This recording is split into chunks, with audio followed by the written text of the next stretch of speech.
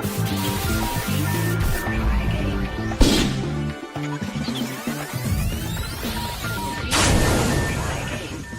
is Your Path, live, with Bishop Mark, live from Dallas Universal Life Church in Dallas, Texas.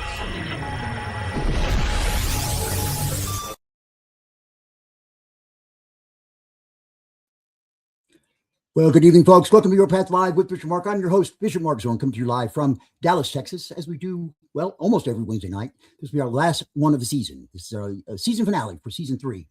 And we've got a lot to talk about. Now, first, before we do any of that, I want to tell you this show is about you. That's why it's called Your Path. That's the whole reason it's called Your Path. What does that mean? It means I want to talk to you. I want to pray with you. I want to hear about you. I just want you to call in and let's talk. How do you do that? Well, there's a couple ways. There's a little thing going across the screen there. If you're on your phone, it's probably on the top. If you're on your computer, it's on the bottom. It says tinyurl.com/Bishop Mark. Very simple. tinyurl.com/Bishop Mark. If you're on the radio, you can use that as well. tinyurl.com/Bishop Mark. Very simple. If you're in our green room, we can chat in just a few minutes. And look, folks, I'm easy to talk to. Anything you want to talk about, that's what I'm here to do. Your faith, your life, your Christianity, your relationships, your parents, your kids, your job, your school, whatever it is, that's what I'm here for. So that being said, we have a lot to talk about today. And I want to tell you this. Don't hesitate to interrupt me. I've got a topic that I'm going through, but that's okay. That's the whole idea. It's just for you. So the topic is just there for us to talk about when nobody else wants to talk to me on the phone. So really, seriously, break in. If you want to talk about the subject we're talking about today, please break in, talk to me. I want to hear from you. Okay. You can also use that QR code if you're watching on television or if you're on your computer, the QR code or on Roku or anything else. You can watch that on the QR code, click on that QR code with your phone, just put it on camera, hold it up to it, and put up a link, hit the link, and put it right there in the green room. We'll talk in just a few moments. Okay. We have a busy show today. 2 full hours of season finale for you today. Let's start with this. Again, I'm going to say good afternoon to you. And welcome to Your Path Live with Mark. Tonight is not just another Wednesday. Tonight is not just another episode. Tonight is not just another conversation that we're going to have, enjoy for a couple of hours, and then forget about before the week is over. Tonight is a moment. Tonight is a marker. Tonight is the closing of one chapter and the beginning of another. Because tonight, we come to the end of season 3 of Your Path Live. And I need to tell you from the very beginning that this season finale is not going to be a sentimental stroll down memory lane. We may look back. We should look back. We need to remember where we've been, but what we have faced, what we have learned, and how far God has brought us. But we're not going to spend this entire evening staring backwards, because you cannot walk into your future while constantly looking over your shoulder. You cannot move forward while living in reverse. And you cannot begin the next chapter of your life if you keep rereading the pages that have already been written. So tonight, we're going to talk about what comes next. We're going to talk about the chapter that has not yet been written, the chapter that is still waiting for your courage, waiting for your faith, waiting for your obedience, waiting for your decision, waiting for you to finally stop saying one day and start saying today. The title of tonight's season finale is The Next Chapter. The Next Chapter. And whether you realize it or not, you are already standing at the beginning of one. Maybe your next chapter is beginning because something wonderful has happened. Maybe a new opportunity has opened. Maybe a prayer has been answered. Maybe a relationship has been started. Maybe the door you have been knocking on finally has opened. But for some of you, your next chapter is beginning because something painful has ended. A relationship ended. A job ended. A friendship ended. A dream ended. A season ended. Something you thought would last forever did not last forever. Something you thought you could depend on disappeared. Something you thought was part of God's permanent plan turned out to be temporary. And now you're standing in that uncomfortable space between what was and what will be. You are no longer where you were, but you're not yet where you are going. That space can be frightening. It can be lonely. It can be confusing. Because when one chapter closes, we do not always get to see the title of the next one immediately. Sometimes all we see is a blank page. Blank pages can be terrifying because a blank page holds possibility. It also holds uncertainty. It can become anything.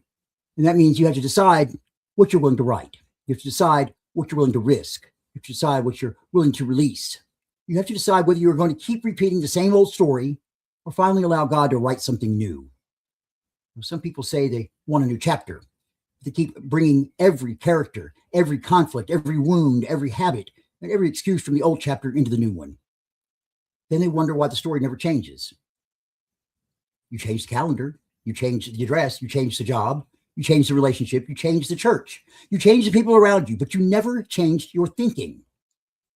You never changed your choices. You never changed your boundaries. You never changed your willingness to face the truth. You never changed the part of you that kept creating the same pain in different places. A new chapter requires more than a new date. It requires a new decision. It requires a new level of honesty. It requires a new level of faith. And sometimes it requires admitting that the reason you've been stuck is not because the door will not open. It's because you're afraid to walk through it. Let me say that again. Some of you are not waiting for God. God is waiting for you. You've been praying for direction. God already told you what to do. You've been praying for confirmation, but God has already confirmed it again and again. You've been asking for a sign, but you passed 3 signs on the way to the excuse you're using now. At some point, faith has to become movement. At some point, prayer has to become action. At some point, you have to stop asking God to bless the life you refuse to change.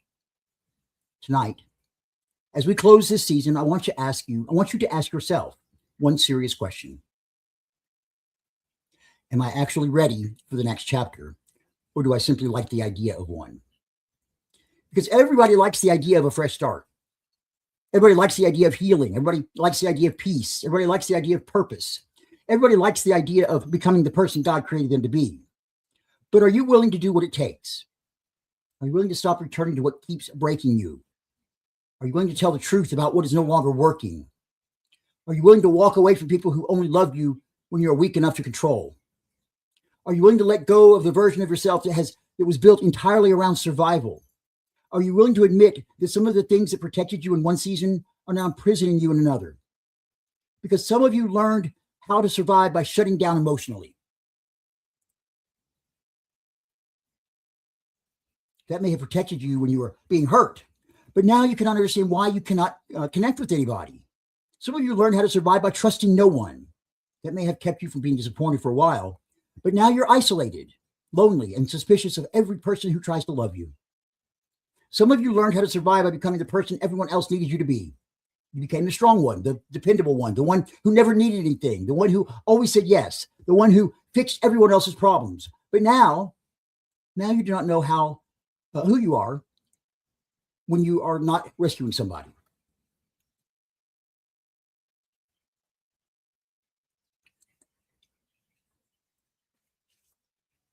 Survival got you here, but survival alone cannot take you where God is leading you next.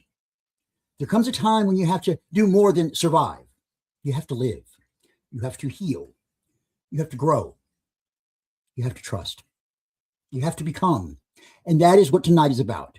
It's about becoming, not pretending, not performing, not proving, becoming more honest, becoming more whole, becoming more loving, becoming more courageous, becoming more willing to listen when God speaks, becoming more willing to move when God says move, becoming more willing to rest when God says rest, becoming more willing to release what God never asked you to carry forever. We often talk about finding your path, but your path is not always one straight road. Believe me, it's not. Sometimes your path changes direction. Sometimes it climbs. Sometimes it drops. Sometimes it becomes narrow. Sometimes it becomes difficult. Sometimes it leads through places you never expected to visit. Sometimes it forces you to leave behind people who said they would walk with you forever. Sometimes it asks you to travel alone for a while. But just because the road changes does not mean you have lost your path. Sometimes the change is the path. Sometimes the detour is the path. Sometimes the delay is the path. Sometimes the ending is the path. Sometimes the thing you thought ruined your life is the very thing God uses to redirect it. And I know that sounds good when you hear it spoken. It sounds spiritual. It sounds hopeful. But it does not always feel hopeful when you're living it. It does not feel hopeful when the bills are due. It does not feel hopeful when somebody walks away. Okay. Hold on for just a second here. Take a quick break. We'll be right back, folks.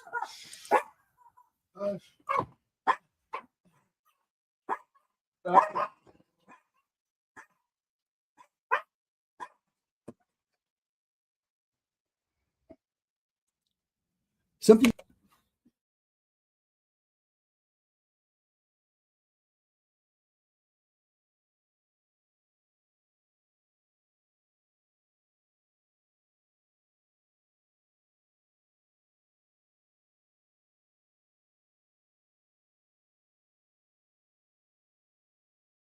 Saving Gracie and Me by Saving Gracie and Me by Daniel Manning is a heartfelt story about a family's deep bond with their dog, Gracie. When Gracie enters their lives, the family is going through a tough time, and she brings a sense of hope and warmth to their home. As she grows, Gracie becomes more than just a pet. She's a source of comfort and joy, especially for the mother who is facing illness. Gracie's love and loyalty inspire the family to keep going, even in their darkest moments. The story shows how the love of a dog can heal, strengthen, and bring a family closer together. Pick up your copy of Saving Gracie and Me by Daniel Manning today. It's available online or in your favorite bookstore. Choose ebook, soft, or hardcover. Saving Gracie and Me by Daniel Manning. A story of unconditional love, inspired healing, resilience, and hope. Experience this unforgettable, emotional journey today.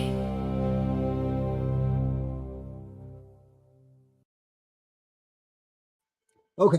Never a dull moment, right? Okay, let me turn that down. It's an echo back here. Let's see. There we go. Never a dull moment here, live on television. You never know what's going to happen. All right. Let's get back to where we were. I apologize about that. Sometimes that happens. All right. Let's go back to this where we're talking about. Let's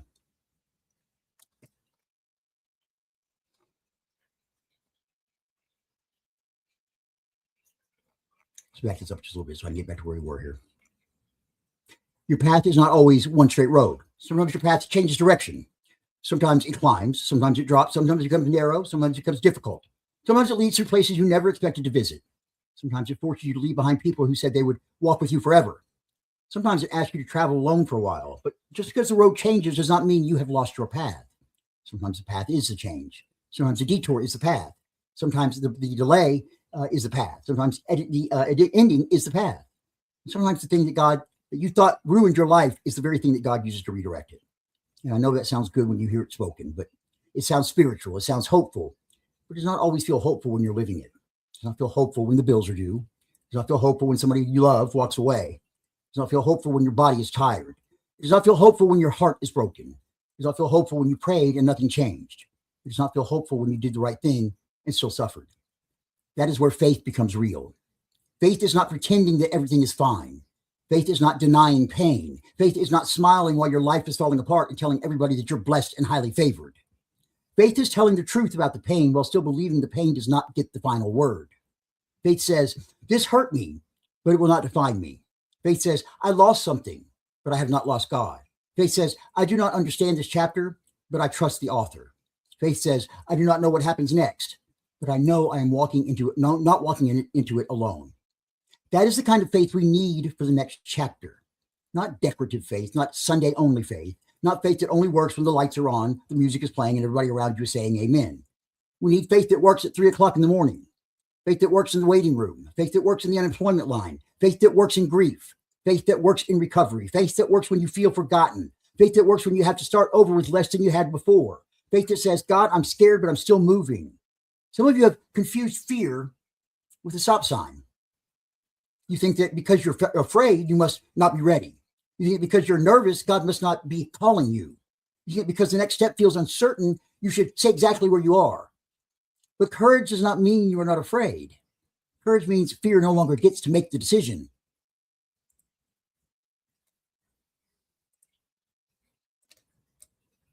You may be afraid and still move. You may be uncertain and still obey. You may have questions and still take the next step. You do not need to know the whole story. You only need enough faith for the next sentence. You do not need the entire map. You only need enough light for the next step. And I believe that is where many of us are tonight. We're asking God to show us everything. We want the whole plan. We want every detail. We want the guarantee. We want to know how it ends before we're willing to begin. But that is not faith. That is control. And control is one of the hardest things to surrender because control makes us feel safe. Even when the situation is unhealthy, familiar pain can feel safer than unfamiliar possibility. At least you know what to expect from the old pain. At least you know how the old disappointment works. At least you know how to survive the old dysfunction. The next chapter asks you to step into something you cannot predict. And that can feel dangerous. But you have to understand something. The familiar is not always safe. The familiar is simply familiar. Some of you have stayed in places that are slowly destroying you because at least you know the routine. You know when the argument is coming. You know when the apology is coming. You know when the promise is coming. You know when the disappointment is coming. And because you recognize the pattern, you call it stability. That is not stability. That is repetition. And repetition is not the same as peace. Tonight, we're going to confront some patterns. We're going to talk about what this season has taught us. We're going to talk about the things you need to leave behind. We're going to talk about the things you need to carry forward. We're going to talk about what you should actually do during this summer break. Not just what you should think about, not just what you should pray about, what you should do. Because transformation requires participation. You cannot sit still and expect your life to become something different. God can open the door. God can provide the opportunity. God can send the people. God can give the strength. God can offer the grace. But you still have to get up. You still have to walk. You still have to say yes. You still have to make the call. You still have to apply. You still have to apologize. You still have to forgive. You still have to set the boundary. You still have to ask for help. You still have to go to the meeting. You still have to take the medication. You still have to keep the appointment. You still have to tell the truth. You still have to do your part. There are people watching tonight who are waiting for a miracle while ignoring the instruction attached to it. You want healing, but you refuse to address the wound. You want peace, but you keep inviting chaos back into your life. You want financial stability, but you will not look at where the money is going. You want healthy relationships, but you keep choosing people who confirm your worst beliefs about yourself. You want purpose, but you refuse to be consistent. You want change, but you keep protecting the habits that prevent it. The next chapter will require cooperation, you and God, grace and responsibility, prayer and movement, faith and work. Tonight is a night of honesty. It is a night to stop hiding behind spiritual language. It is a night to stop pretending you are confused when you are actually afraid. It is a night to stop pretending you are waiting when you're actually avoiding. It is a night to stop pretending you have no choice. And the truth is, you don't like the choices that are available. You may not have every option you want, but you have a next step, and the next step matters. One conversation can change your life. One decision can change your direction. One boundary can break a cycle. One act of obedience can open a door. One moment of truth can begin a lifetime of healing. Never underestimate what God can do with one honest decision. You do not have to fix your entire life tonight. You don't have to have every answer tonight. You don't have to know exactly who you will become, but you need to decide whether you are willing to become. That is the question. Are you willing? Are you willing to grow beyond the person who you have been? Are you willing to release the story that says you will always be this way? Are you willing to stop using your past as evidence against your future? Are you willing to believe that God can still do something meaningful with your life? Because some of you have disqualified yourselves. You look at your mistakes. You look at your years lost. You look at the damage you caused. You look at the opportunities you missed. You look at the people you hurt. You look at the times you failed. And you say, maybe God could have used me once, but not now. Who told you that? Who told you grace had an expiration date? Who told you purpose only belonged to people who got everything right the first time? Who told you God could only use clean stories? The Bible is filled with people whose stories were complicated, people who failed, people who ran, people who doubted, people who lied, people who made impulsive decisions, people who had anger, people who had shame, people who thought they were too old, people who thought they were too young, people who believed that their past had ruined their future, and yet God kept writing. That is what grace does. Grace keeps writing.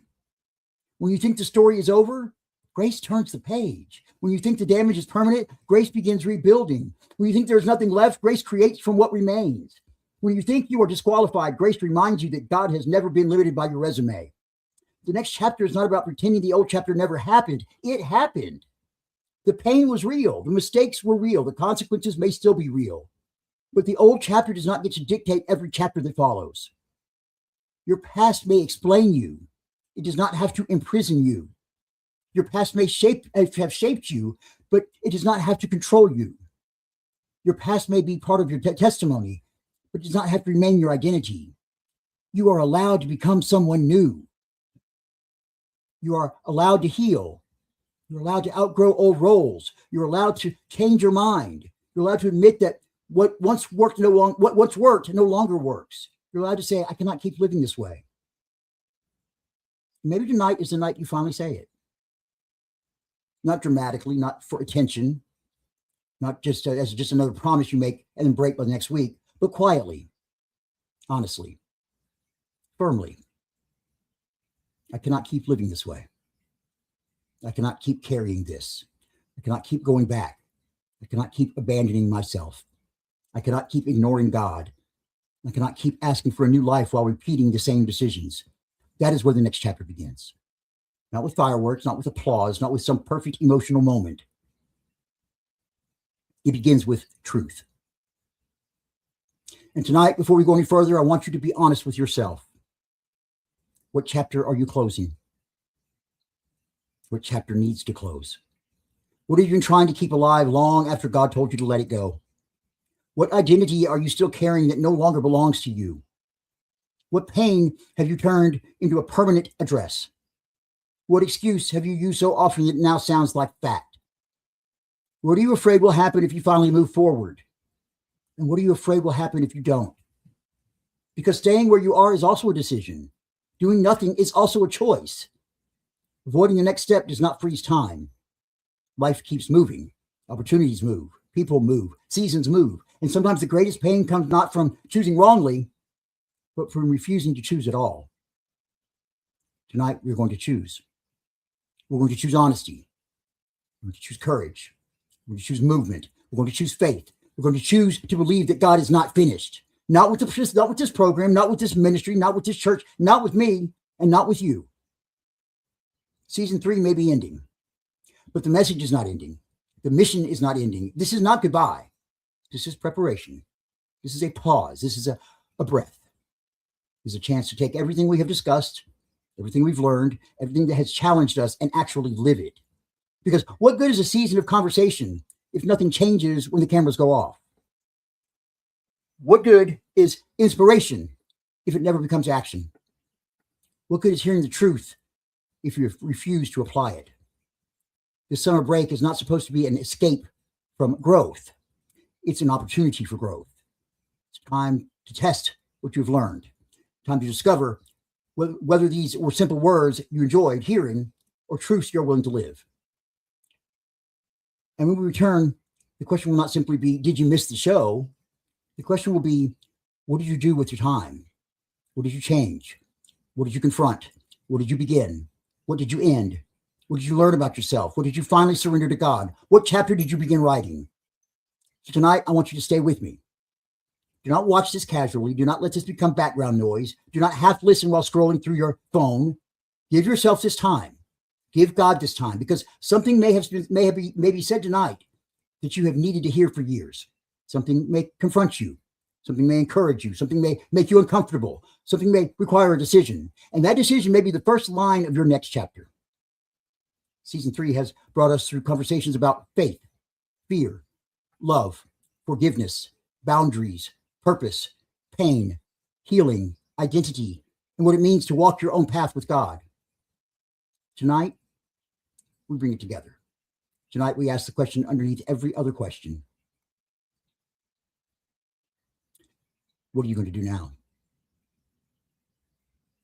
Not tomorrow, not when the timing is perfect, not when everyone understands, not when you're no longer afraid, not when the money appears, not when somebody gives you permission. What are you going to do now? Because your next chapter is waiting, and it will not write itself. The next section will look back at the major lessons of season 3 and connect them directly to the choices viewers must make now. That's you, the viewers. Okay, that was section 2. Now let's move on to section 1, probably. That was section 2. Now let's go to section 2. Looking back, what season 3 taught us. We're going to go right into this, folks. We took our break earlier. So don't forget to call in, folks. There's that scrolling scrolling words across the screen aren't scrolling there for no reason. I want to hear from you, please. Okay, before we can move fully into the next chapter, we need to take a moment and look honestly at the chapter we're closing. Not because we're trying to live in the past, not because we're trying to repeat everything that has been already been said, but because wisdom requires reflection. If you never stop to consider what a season taught you, you may survive it without ever growing from it. You may make it through the storm and still carry the same fear into the sunshine. You may leave the relationship and still repeat the same pattern with somebody new. You may overcome the crisis and still think the same way you thought before it happened. You may hear lesson after lesson, week after week, and still walk away unchanged. So before we turn the page, we need to ask, what did this season actually teach us? What truths did we hear that we must refuse to forget? What did God reveal? What did we learn about faith? What did we learn about pain? What did we learn about ourselves? What did we learn about the way we treat other people? Perhaps most importantly, what do we learn that now requires action? Because knowledge without action becomes spiritual clutter. It fills your mind, but never changes your life.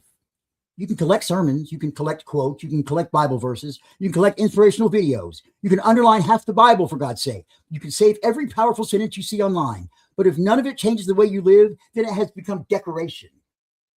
Truth was never meant to decorate your life. Truth was meant to transform it.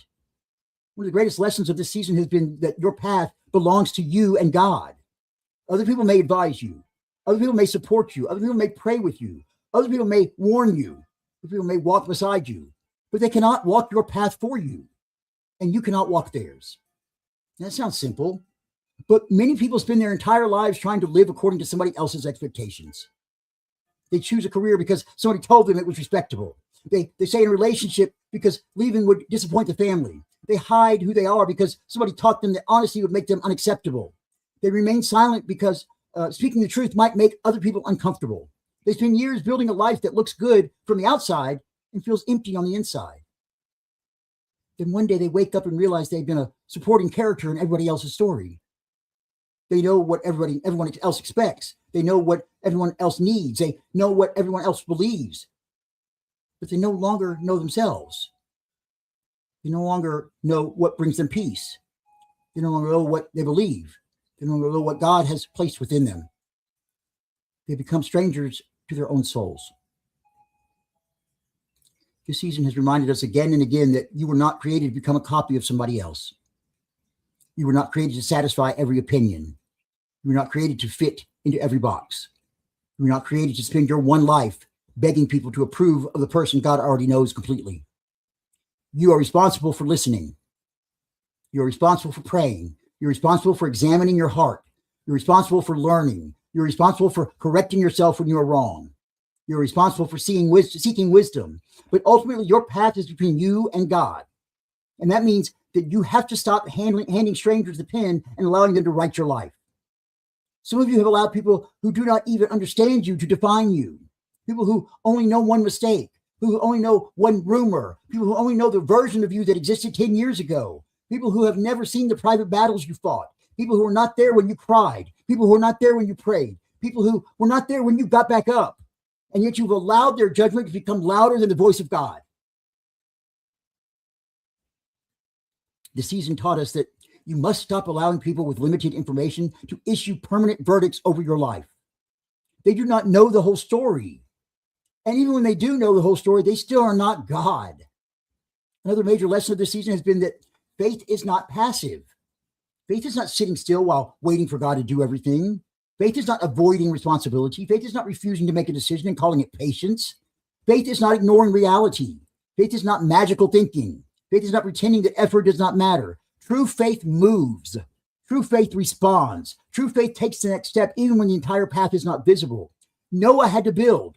Abraham had to leave. Moses had to return. The Israelites had to walk. David had to face Goliath. Peter had to step out of the boat. The disciples had to leave their nets. The people Jesus healed were often told to rise, stretch, wash, go, show themselves, or take up their mat. There was movement connected to the miracle. There was participation connected to the promise. There was obedience connected to the outcome. And some of us have spent far too long asking God to move while refusing to move ourselves. We pray for a better job but never apply. We pray for healing but refuse to help. We pray for peace but continue feeding conflict. We pray for stronger relationships while refusing to communicate. We pray for purpose while wasting every opportunity to serve. We pray for change while defending every habit keeping us stuck.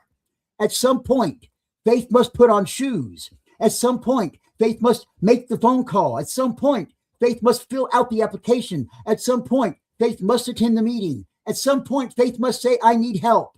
At some point, faith must say, I was wrong. At some point, faith must walk away. At some point, faith must begin again. This season taught us that God does not always remove the challenge, but God will meet us within it. There are people who believe that if they have enough faith, nothing painful should happen. They believe that suffering means they failed. They believe that hardship means God abandoned them. They believe that unanswered prayers means God was not listening. But life does not support that idea. Scripture does not support that idea. And our own experience does not support that idea. Good people suffer. Faithful people suffer. Loving people grieve. People who pray still receive bad news. People who trust God still face uncertainty. People who do not do the right thing can still be betrayed. People who do the right thing can still be betrayed. People who are trying to heal can still have difficult days. The presence of struggle does not prove the absence of God. Sometimes the greatest evidence of God's presence is not that the fire disappeared. It's just the fire did not destroy you. You may have gone through something that changed you, something that humbled you, something that wounded you, something that forced you to begin again. You may still have questions about why it happened. You may never receive a complete answer. That's just the truth. But you're still here. You're still breathing. You're capable of loving. You're capable of learning. You're still capable of becoming. And that matters. You did not make it through because you were never weak. You made it through because weakness was not the end of your story. You did not make it through because you were never broke. You never broke. You made it through because brokenness was not beyond the reach of grace. And this season taught us that healing is not always a straight line. Some days you feel stronger. Some days you feel as though you have gone backwards. Some days the memory does not hurt as much. Some day, one song, one place, one photograph, one sentence brings everything back. Some days you forgive. Some days you feel angry all over again. Some days you are confident. Some days you question everything. That does not mean healing is not happening. Healing is not measured by whether you ever feel pain again. Healing is measured by whether the pain still controls your life. You may remember without returning. You may grieve without becoming hopeless. You may feel anger without allowing anger to make your decisions. You may miss someone and still know they do not belong in your life. You may have a difficult day without declaring that all your progress is gone. One bad day does not erase months of growth. One moment of weakness does not mean you are back at the beginning. One memory does not have the power to undo everything God has rebuilt. Stop condemning yourself for being human. Stop treating every difficult emotion as evidence that you have failed. Feelings are real, but they are not always instructions. You can feel lonely and still not call the person who harmed you. You can feel afraid and still take the step. You can feel angry and still choose not to retaliate. You can still feel angry. You can feel tired and still remember your purpose. You can feel uncertain and still remain faithful. Another lesson of this season has been that forgiveness and access are not the same thing. This is something many people desperately needed to hear. You can forgive someone and still have boundaries. You can release bitterness and still refuse to return to abuse. You can wish someone well and still understand that they are not safe for you. You can pray for someone from a distance. You can love someone without allowing them to continue damaging your life. Forgiveness is not pretending nothing happened. Forgiveness is not erasing consequences. Forgiveness is not giving people unlimited opportunities to repeat the same behavior. Forgiveness is not surrendering your dignity. Forgiveness is not abandoning wisdom. Sometimes forgiveness means releasing your desire for revenge while also closing the door. Sometimes forgiveness means saying, I'm not going to hate you, but I'm also not going to continue allowing this. Some people use religion to pressure others into remaining in harmful situations. They say, you have to forgive.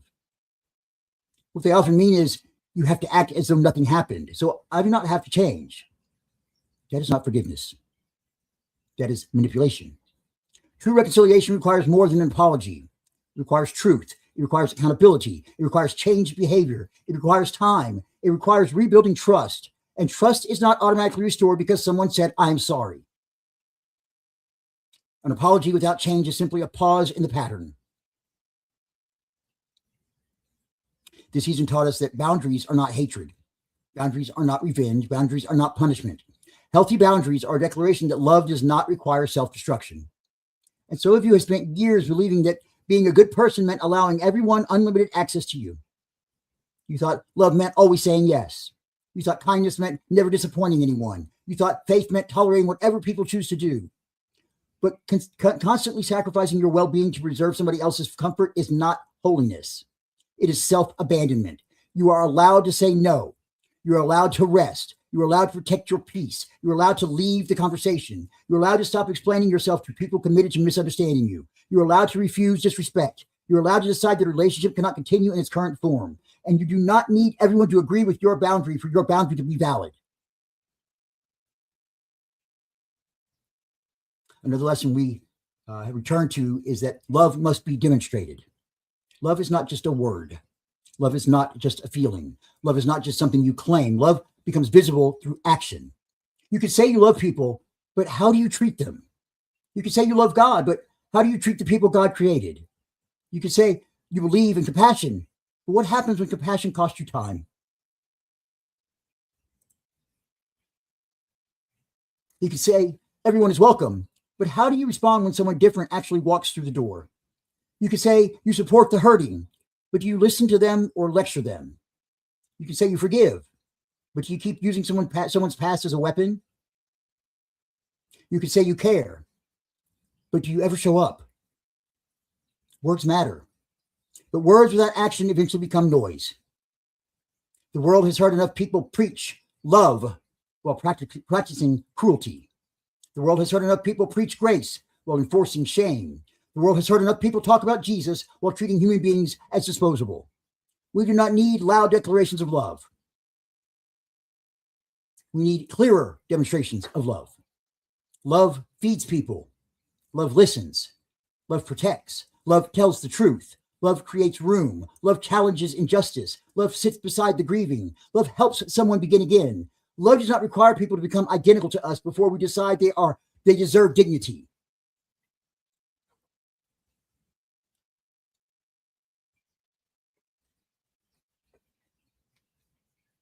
This season has reminded us that you can disagree with someone without denying their humanity.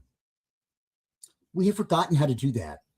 We've confused disagreement with permission to destroy. We've confused conviction with cruelty. We've confused boldness with arrogance. We have confused righteousness with humiliation. You can believe strongly without becoming hateful. You can stand for something without standing on someone. You can correct without shaming. You can speak truth without enjoying another person's pain. And if your faith makes you less compassionate, less patient, less humble, and more eager to condemn, then you need to examine what you're calling faith. Jesus did not need to dehumanize people in order to tell the truth, and neither do we. Another major lesson has been that your identity cannot depend entirely on what you do for other people. Many people have built their entire identity around being needed. They are the helper, the caregiver, the rescuer, the provider, the problem solver, the person everyone calls when something goes wrong. And there is nothing wrong with helping others. There's nothing wrong with serving. There's nothing wrong with being dependable. But when your worth depends on being needed, you may begin creating relationships where people never grow because their dependence makes you feel valuable. You may exhaust yourself trying to prove your importance. You may feel guilty whenever you rest. You may become resentful because everyone takes from you, even though you trained them to believe that you would always say yes. You may not know who you are when nobody needs saving. This season asked a difficult question. Who are you when you're not performing a role for someone else? Who are you when you are not solving a crisis? Who are you when you're not preaching? Who are you when you're not working? Who are you when you're not entertaining? Who are you when you're not taking care of everyone? Do you believe you still have value when you're resting? Do you believe you're still worthy when you're not producing? Do you believe God still loves you when you have nothing impressive to offer? Your worth is not measured by your usefulness. You're not a machine. You're not a resource everyone else is entitled to consume. You are a human being. You need rest. You need support. You need care. You need space. You need people who ask you how you're doing and genuinely want to hear the answer. This season taught us that rest is not laziness. Rest is necessary. Even Jesus withdrew. Even Jesus stepped away from the crowd. Even Jesus slept. Even Jesus understood that constant availability is not the same as faithfulness. Some of you are spiritually exhausted, emotionally exhausted, physically exhausted, and mentally exhausted. Yet you keep pushing because you're afraid that if you stop, everything will collapse. And maybe that is the problem. Maybe you have built a life that only functions when you are constantly overextending yourself. Maybe the system needs to change. Maybe everyone around you needs to learn that you are not available every second. Maybe some responsibilities need to be shared. Maybe some commitments need to end. Maybe some people need to hear the word no. Rest is not abandoning your calling. Rest helps you remain capable of answering it. This summer break is not an apology. It is not surrender. It is not a sign that the mission is ended. It is an intentional pause, a chance to breathe, a chance to listen, a chance to reflect, a chance to return stronger, clearer, and more focused. And some of you watching need to give yourselves permission to pause as well. You do not have to earn rest by collapsing first. You don't have to wait until your body forces you to stop. You don't have to feel guilty for needing recovery. Another truth from this season is that shame does not produce lasting transformation. People may change temporarily because they are ashamed. They may hide. They may perform. They may say what others want to hear. But shame does not heal the root. Shame teaches people to conceal. Grace teaches people to confront. Shame says, you are your worst mistake. Grace says, you made a mistake, and now we're going to deal honestly with it. Shame says, hide. Grace says, come into the light. Shame says, you are beyond redemption. Grace says, take responsibility and begin again. There's a difference between conviction and shame. Conviction points to what needs to change. Shame attacks your entire identity. Conviction says, that choice was wrong. Shame says, you are worthless. Conviction opens the door to repentance. Shame convinces you there is no point in trying. God may challenge you. God may correct you. God may ask you to confront painful truth, but God does not need to destroy your sense of worth in order to help you grow. You are more than your addiction. You are more than your divorce. You are more than your diagnosis. You are more than your arrest. You are more than your failure. You are more than the worst thing that someone said about you. You are worth more. You are more than the worst thing you ever did. You are not excused for responsibility, but you are not excluded from grace. This season taught us that the past must be faced, but it cannot remain in control. Ignoring the past does not heal it. Pretending it did not happen does not remove its influence. Pain that is not addressed often appears in places where it does not belong. It appears in your anger. It appears in your fear. It appears in your relationships. It appears in your inability to trust. It appears in your ways you react to small things. It appears in the people you choose. It appears in the way you sabotage good opportunities. You may think that you left the past behind, but if it still controls your reactions, it came with you. Facing the past does not mean living there. It means telling the truth about it means telling the truth about it so that it no longer controls you from the shadows. It means acknowledging what happened.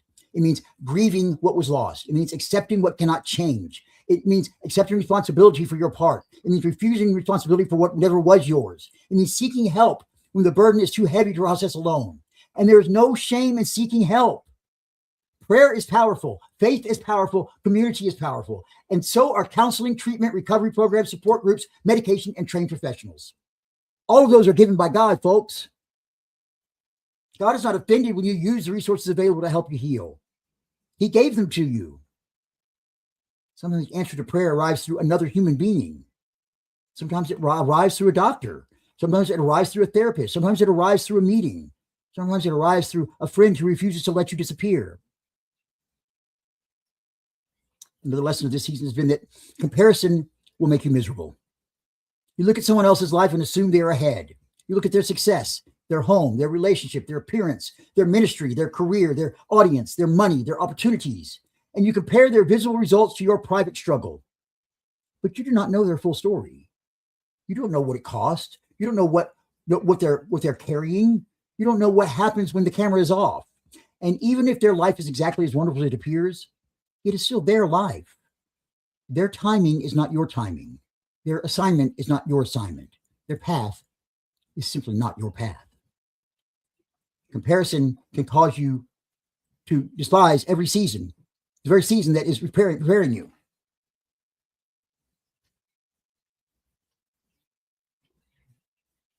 Hold on a second. Did you lock Dexter outside? You sure? Because the doggy door was down. He was out trying to get in. Would you mind checking for me, please? I don't know where he is. Sorry about that, folks. I heard something at the door. I thought it was maybe the dog trying to get in. Okay, their assignment is not your assignment. Their path is not your path. Comparison can cause you to despise the very season that is preparing you. You become so focused on somebody else's harvest that you neglect your own field. You become so focused on how quickly they moved that you fail to notice how far you have come. You become so focused on what you focus on what you do not have that you are stop appreciating what is already in your hands.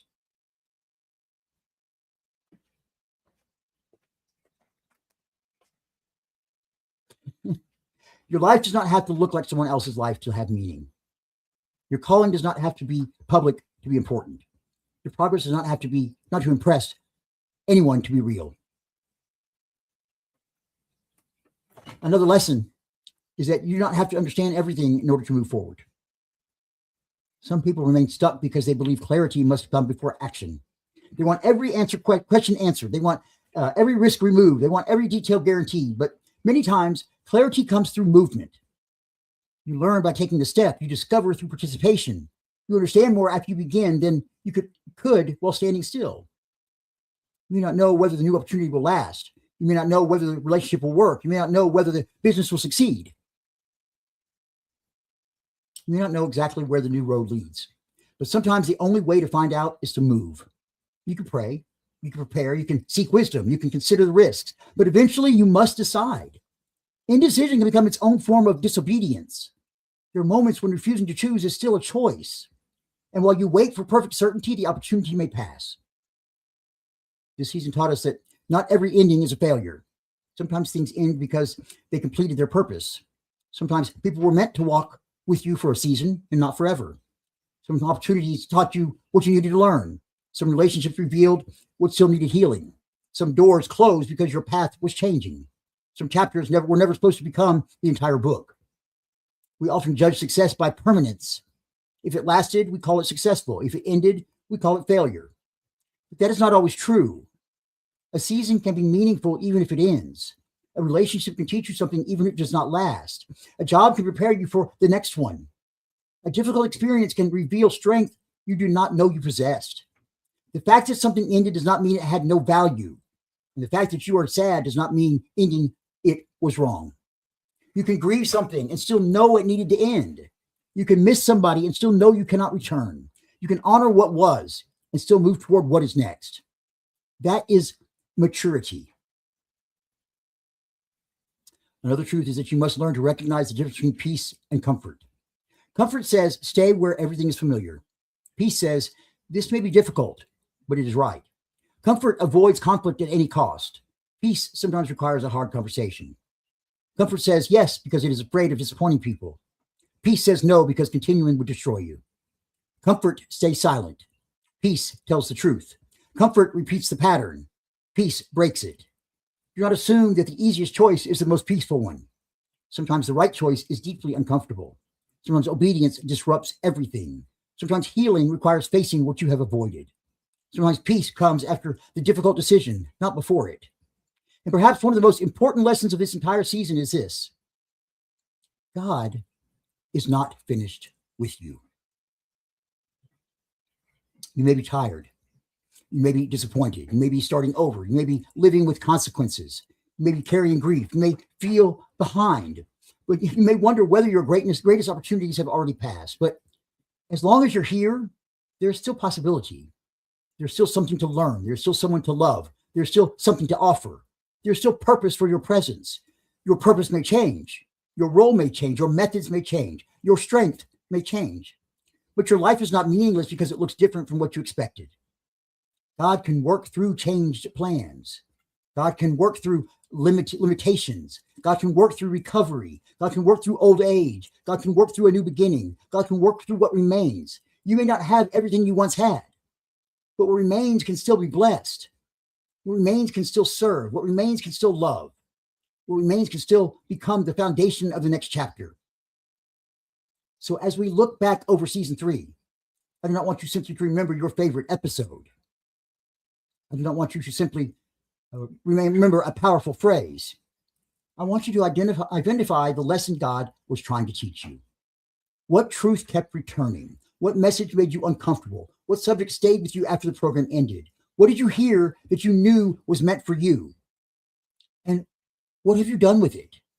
Because hearing the lesson is not the same as learning the lesson. You know you have learned it when your behavior changes. You know you have learned it when you stop returning to the same destruction. You know you have learned it when you respond differently. You know you've learned it when the old temptation arrives and you choose another way. You know you've learned it when you finally set the boundary. You know you've learned it when you ask for help. You know you've learned it when you stop apologizing for existing. You know you've learned it when you release the need to control everything. You know you've learned it when your faith becomes visible in your choices. So tonight, ask yourself, what was my greatest lesson this season? What do I need to forgive? What is it? What was it that God, was it that I needed, was it that I needed to stop going back? What is it that, was it that I needed to stop going back? Was it that I needed to speak? Was it that I needed to listen? Was it that I needed to rest? Was it that I needed to take responsibility? Was it that I needed to stop blaming myself for what someone else did? Was it that I needed to trust God? Was it I needed to trust myself again? Was it I needed to let go? Was it I needed to begin? Don't let the season end without answering that question, because the next chapter will test whether you actually learned what this chapter was trying to teach you. Life has a way of repeating lessons we refuse to learn. The names change, the places change, the details change, but the pattern remains. And we say, why does this keep happening to me? Well, sometimes it keeps happening because the lesson has not yet changed you. That is not always the answer. Not every hardship is your fault. Not every struggle is a lesson you caused. But when the same pattern appears again and again, honesty requires us to examine our own choices. What are you tolerating? What are you ignoring? What are you repeating? What warning signs do you keep explaining away? What truth do you already know but refuse to accept? You cannot begin a genuinely new chapter while remaining loyal to the pattern that ruined the last one. Something must change. In the next section, we're going to talk directly about that change. We're going to talk about what must be left behind, not theoretically, not vaguely. We're going to name it, because you cannot carry everything into the next chapter. Some things belong to the season that is ending. Some habits must remain here. Some lies must remain here. Some relationships may need to remain here. Some fears must remain here. Some versions of you must remain here. You cannot receive everything God is offering while refusing to release anything you are holding. The next chapter requires room, and it's time to decide what no longer gets to come with you. But before we go there, we are going to take a break. So hey, folks, don't forget to call in. I know I'm talking a lot, and there's a lot here, but there's the scrolling right across your screen there. Just give me a buzz. Let's talk. And for those of you on the radio, it's tinyurl.com/Bishop Mark. tinyurl.com/Bishop Mark. That's how you get through. Okay. Take a quick break, folks. We'll be right back. There might be some dead air on the radio side, folks. I apologize for that, but don't worry. We'll come in right back. Okay. The Zoo Radio Network exists for one reason: to reach people where they are with music, conversation, and truth that still matters. In a world full of noise, the Zoo is a place for connection, reflection, encouragement, and real talk about faith, life, and purpose. Hi, I'm Sean, and I want to tell you a little more about who the Zoo Radio Network is. We are not backed by corporations. We are not driven by profit. We are powered by people. Your support keeps the Zoo broadcasting not only great Christian music, but also modern pop, classical, country, and live programming that speaks to real life. It allows us to produce shows like Your Path Live with Bishop Mark, stream worship services, amplify unheard voices, and remain accessible to anyone who needs hope. No paywall, no barriers. So, why does your support matter? Running a radio network takes more than passion. It takes broadcasting and streaming infrastructure, music licensing and royalties, studio equipment and technical support, website hosting and digital platforms, outreach, promotion, and community programming. Every dollar given goes directly into keeping the Zoo strong, stable, and growing. This is more than radio. The Zoo is ministry without walls. It reaches the lonely at night. It reaches the seeker who won't walk into a church. It reaches the believer who needs to be reminded they're not alone. When you give, you are not just funding a station. You are investing in lives being touched every single day. How can you help? We have a program designed so that all can give without breaking the bank. One-time gift, make an immediate impact. Monthly partner, become part of the backbone of the zoo. Sponsor a program or hour of airtime. Dedicate it in honor or memory of someone meaningful. No gift is too small. Every gift moves the mission forward. Stand with us. Keep the signal alive. If the zoo has encouraged you, challenged you, comforted you, or helped you feel connected, now is your chance to give back. Support the Zoo Radio Network today and help us continue broadcasting hope, truth, and real faith into a world that desperately needs it. Give, share, be part of the voice. Visit www.yourdallas.church and go to the Donate tab to make your tax-deductible donation today. Thank you from all of us at the Zoo Radio Network.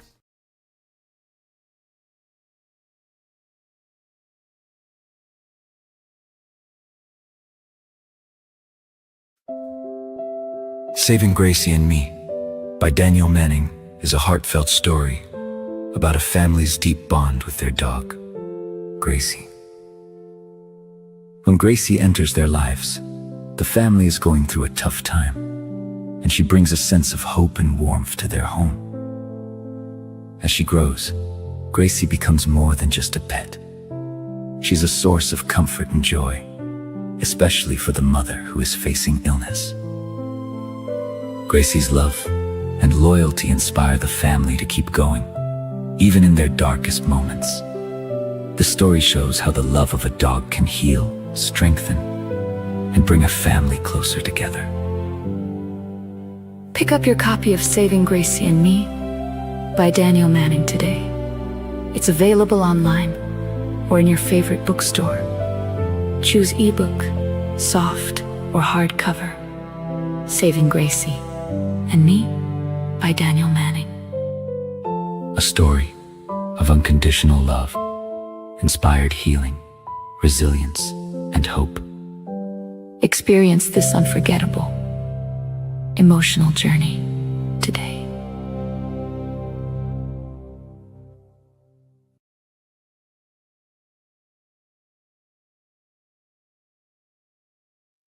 Okay. Welcome back, folks. We had a little disaster kind of avoided. Our banner behind us has seen better days, and we're gonna have to find a new stand for it for next season. But it's just kind of holding on right now for the rest of the season. So if it falls again, you'll know why, because it just fell on us. So hopefully, hopefully it won't fall again. I'm gonna try not to bump into it too much. And for a dull moment. Okay. Take a breath. What you must leave behind. Now, if you're serious about beginning the next chapter, then you must be equally serious about what cannot come with you. There may be people, excuse me. That is where many people struggle.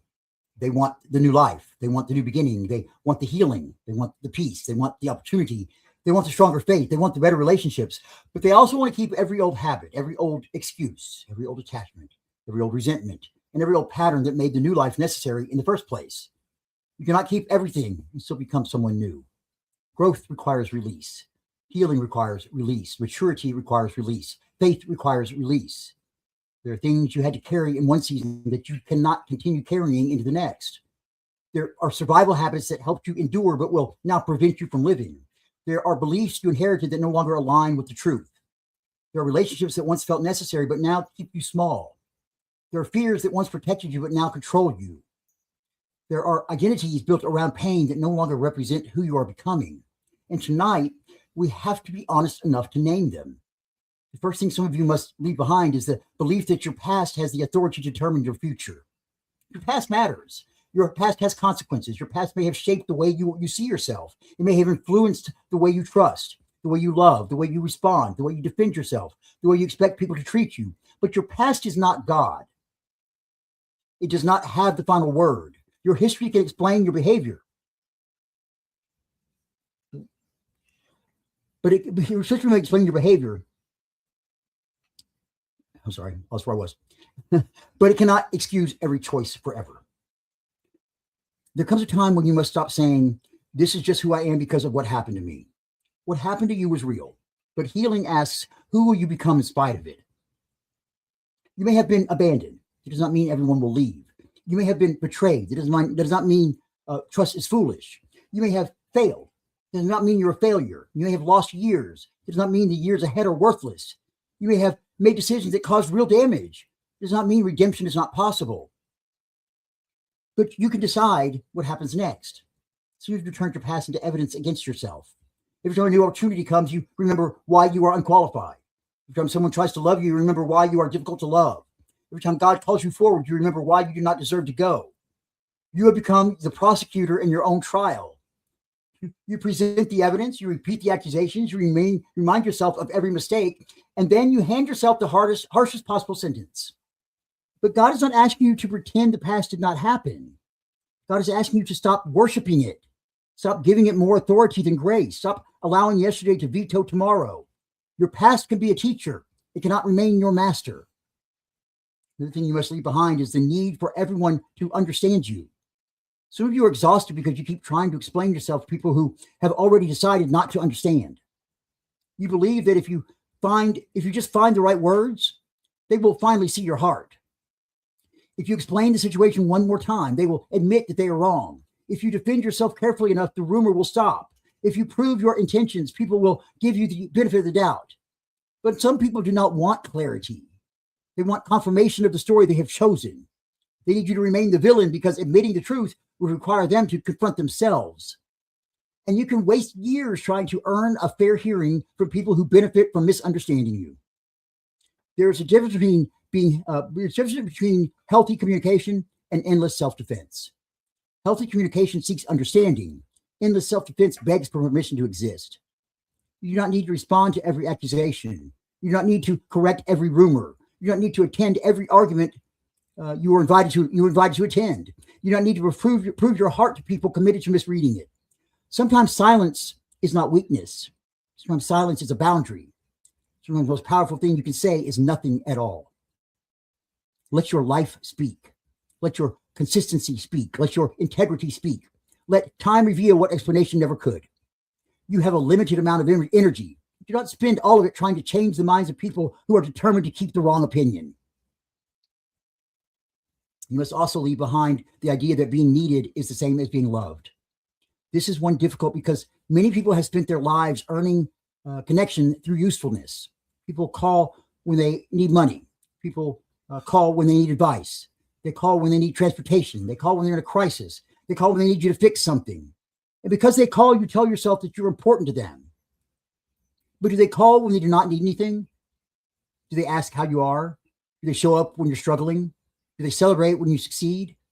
Do they respect you when you say no? Do they make space for your needs? Or is your relationship entirely built around what you provide? Being needed can feel like love, but sometimes it is only dependence. Sometimes people do not value you. They value access to what you do for them. And the moment you stop doing it, their affection disappears. That truth hurts, but it also frees you. You do not have to buy belonging with exhaustion. You don't have to rescue everyone in order to justify your place in their lives. You don't have to solve every problem to prove your worth. You deserve relationships where your presence matters even when your performance does not. Relationships where you are not only contacted during emergencies. Relationships where you can be weak. Relationships where you can ask for help. Relationships where no is respected. Relationships where love does not come with an invoice. Leave behind the belief that you must constantly prove your usefulness to deserve care. You must leave behind guilt for choosing yourself when choosing yourself is necessary. There's a selfish way to live. We know that. There are people who think only about themselves. They ignore responsibility. They use people. They refuse sacrifice. That is not what I'm talking about. I'm talking about people who have been taught that every act of self-preservation is selfish. They feel guilty for resting. They feel guilty for saying no. They feel guilty for taking time away. They're guilty for not answering the phone. Guilty for refusing to lend money they do not have. Guilty for any relationship that is harming them. Guilty for taking care of their body. Guilty for protecting their peace. Guilty for having needs at all. You are allowed to care for yourself. You're allowed to consider your own well-being. You're allowed to stop carrying responsibilities that were never yours. You're allowed to recognize that you cannot pour endlessly from an empty life. You are not required to destroy yourself to prove that you love others. Sometimes choosing yourself is not rejection. It is survival.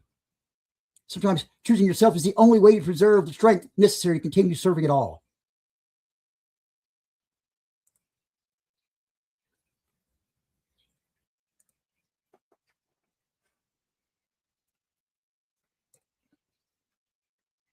Jesus said to love your neighbor as yourself, not instead of yourself, not while hating yourself, not while neglecting yourself, as yourself.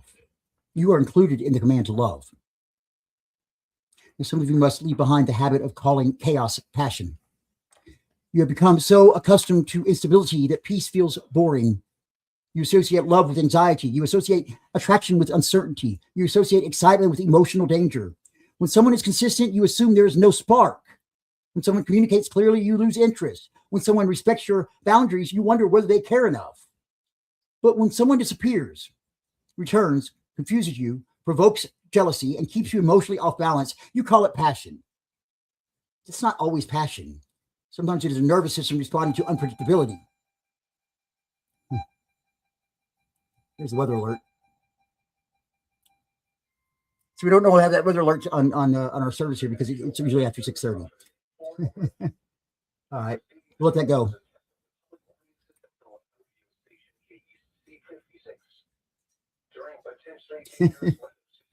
Never a dull moment, folks. Actually, our show ends at 6:30. Tonight we have a 2-hour special. I forgot all about the weather alert going off.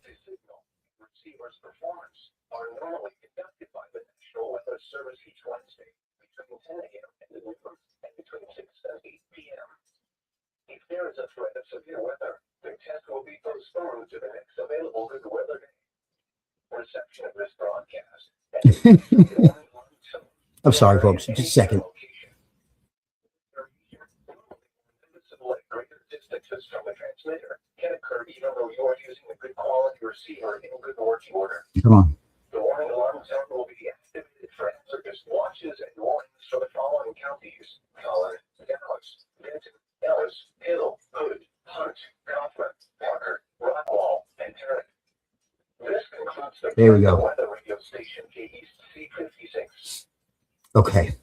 But when someone disappears, returns, or confuses you, provokes jealousy, and keeps you emotionally off balance, you call it passion. That is not always passion. Sometimes it is a nervous system responding to unpredictability. Sometimes what you call chemistry is familiarity with dysfunction. If love always requires you to chase, guess, beg, compete, and recover, you need to ask what you learned to call love. Healthy love may not give you the same emotional high as chaos, but it gives you something better. Safety, consistency, respect, trust, room to breathe. You should not have to constantly earn reassurance from someone who claims to care about you. You should not have to decode basic communication. You should not have to live in fear that one mistake will cause them to disappear. Leave behind the belief that suffering is proof of depth. Pain does not automatically make a relationship meaningful. Difficulty does not automatically make it worth saving. And history does not automatically make it healthy. You must leave behind the fantasy that someone will eventually become who you need them to be. People can change. Grace allows change. Growth is real. Redemption is real. But you cannot build your life around potential while ignoring reality. You cannot love the person someone might become so deeply that you refuse to see who they are today.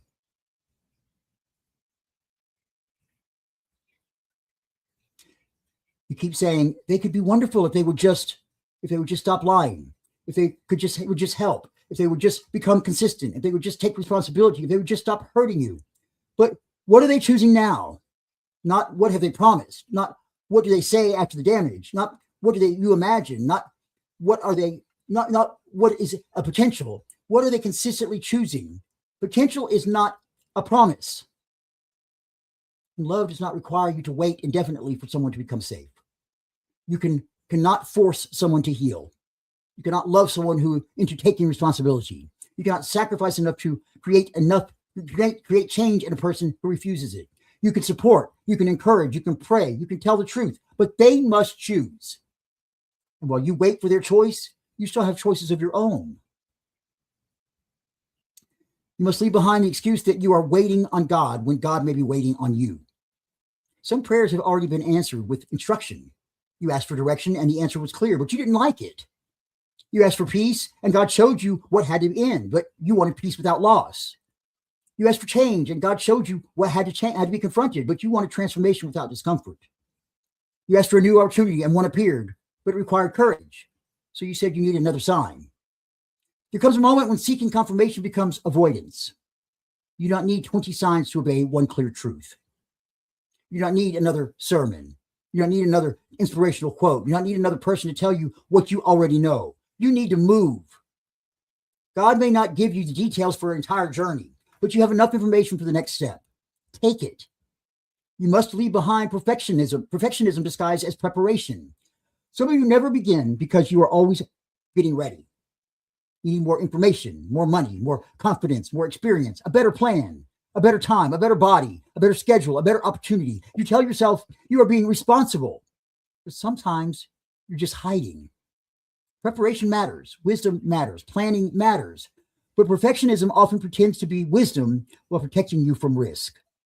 Because if you never start, you never have to fail publicly. If you never release the work, nobody can criticize it. If you never apply, nobody can reject you. If you never love openly, nobody can break your heart. If you never try, you can continue believing you might have succeeded. Potential feels safer than participation, but unused potential eventually becomes regret. The first version may not be perfect. Do it anyway. The first attempt may fail. Learn from it. You may be embarrassed. You'll survive. You may have to adjust. You may not become ready. You do not become ready by thinking about the journey forever. You become ready by taking the journey. Leave behind the need to be perfect before you are willing to be present. You must leave behind the fear of disappointing people. You will disappoint people. Let us tell the truth. You cannot live honestly without disappointing someone. When you set a boundary, someone who benefited from your lack of boundaries will be disappointed. When you stop saying yes to everything, someone will be disappointed. When you change, someone who preferred you will be disappointed. When you choose your calling, someone who had a different plan for your life may be disappointed.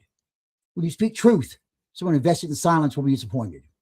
When you leave an unhealthy situation, someone may call you selfish.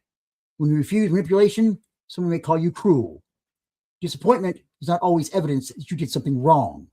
Sometimes it is evidence that you are no longer living entirely for other people. You're responsible for being honest. You're responsible for being respectful. You're responsible for examining your motives. But you are not responsible for making every person happy with your decision. That is impossible. Some people will only be satisfied if you abandon yourself. Their satisfaction is too expensive. You must leave behind the need to win every argument. Not every disagreement requires victory. Not every false statement requires correction. Not every person is reachable through debate. Sometimes peace is more valuable than the last word. Ask yourself what you are trying to accomplish. Are you trying to understand? Or are you trying to be understood? Are you trying to solve something? Or are you simply trying to prove that you are right? There are moments when truth must be defended. There are moments when silence enables harm. But there are also arguments that continue only because two people value pride more than peace. You may be right and still be destructive in the way you communicate it. You may have facts and still lack wisdom. You may win the argument and lose the relationship. You may prove your point and damage your credibility. Maturity knows when to speak. Maturity also knows when the conversation is no longer productive. Leave behind the belief that walking away means you lost. Sometimes walking away means you finally recognize there was nothing worth winning.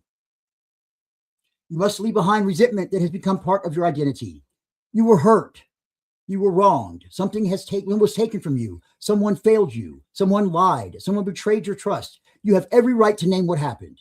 You have every right to grieve. You have every right to seek accountability. But resentment can become a prison in which the person who harmed you no longer has to be present. They move on. They sleep. They laugh. They live. And you carry them into every room. You replay the conversation. You imagine what you should have said. You build arguments with someone who is not there. You relive the injury until it becomes new every day. Forgiveness is not saying the harm was acceptable. It is saying the harm will not control the rest of your life.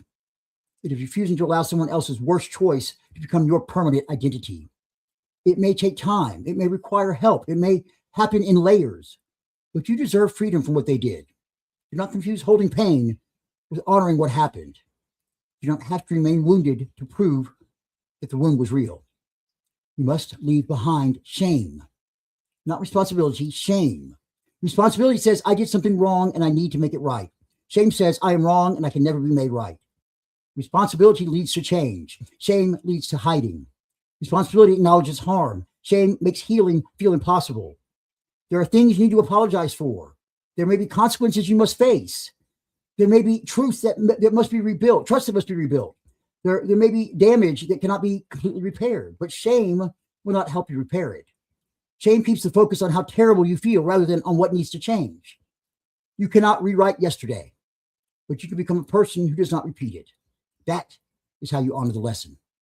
That is how you demonstrate repentance, not by hating yourself forever, by living differently. Leave behind the version of faith that tells you God only wants you when you are flawless. If perfection were the requirement, none of us would be here. Grace is not permission to continue harm. Grace is the opportunity to become different. You must leave behind the expectation that healing will make you exactly who you were before. Some experiences change you. You may not return to the person you were, and perhaps you're not supposed to. The goal is not always restoration of the old version. Sometimes the goal is transformation into someone wiser, stronger, more discerning, more compassionate, more honest. You may miss who you were before the loss, before the betrayal, before the diagnosis, before the addiction, before the trauma, before what that person did not know what you now know. You cannot unknow it. You cannot return completely, but you can move forward. Healing does not always mean becoming untouched.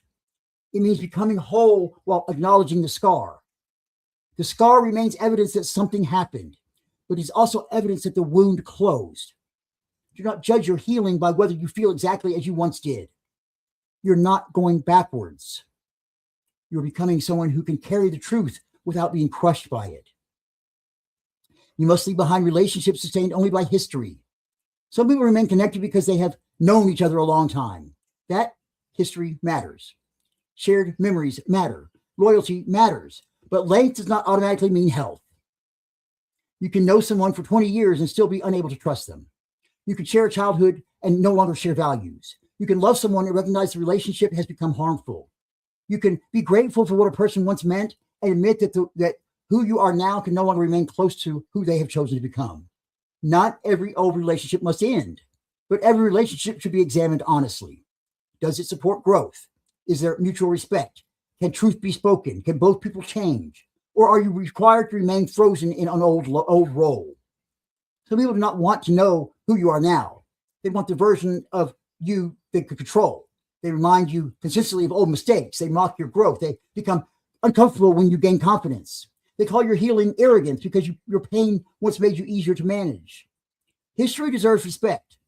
It does not reserve unlimited power. You must leave behind false humility. False humility is not the same as being humble. False humility denies gifts in order to make other people comfortable. It says, I'm not good at anything. It minimizes accomplishment. It rejects compliments. It pretends to know what God has placed within you. Sometimes you were taught that confidence was pride. So you learn to shrink.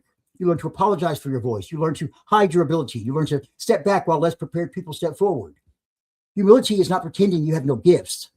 Humility is understanding the source and purpose of those gifts. You can know you are talented and remain humble. You can acknowledge your strength and remain teachable. You can walk confidently without believing you are better than everyone else.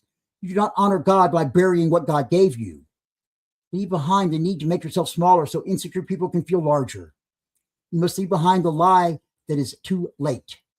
You must leave behind the lie that it is too late. Too late for what? Too late to begin? Too late to apologize? Too late to heal? Too late to learn? Too late to solve? Too late to serve? Too late to become honest?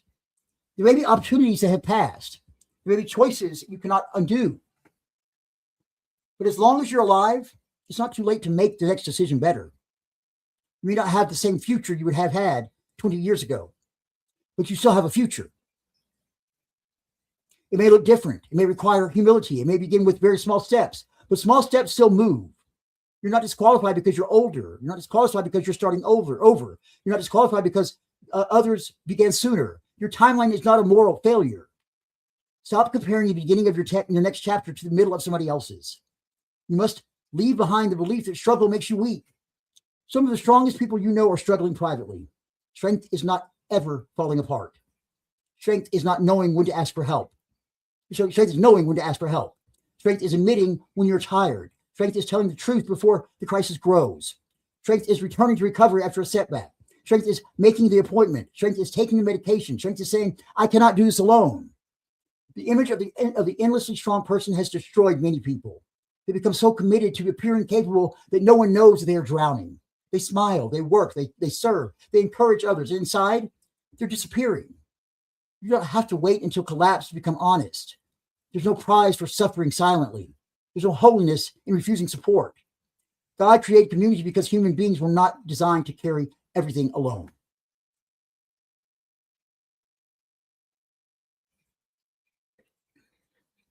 You must leave behind the habit of abandoning yourself to keep others. How often have you remained silent because you were afraid someone would leave? How often have you accepted disrespect? How often have you ignored your intuition? How often have you changed your personality, your needs, your values, or your boundaries to maintain a connection? You kept them, but you lost yourself. And every time you abandon yourself to prevent someone else from abandoning you, you reinforce the belief that their presence is more valuable than your integrity.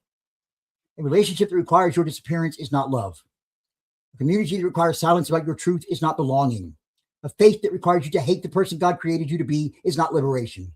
You are not required to betray yourself in order to be accepted. Those who genuinely love you may challenge you. They may disagree. They may tell you truths you don't want to hear, but they will not require you to become invisible. You must leave behind the expectation that closure will always come from the person who hurt you.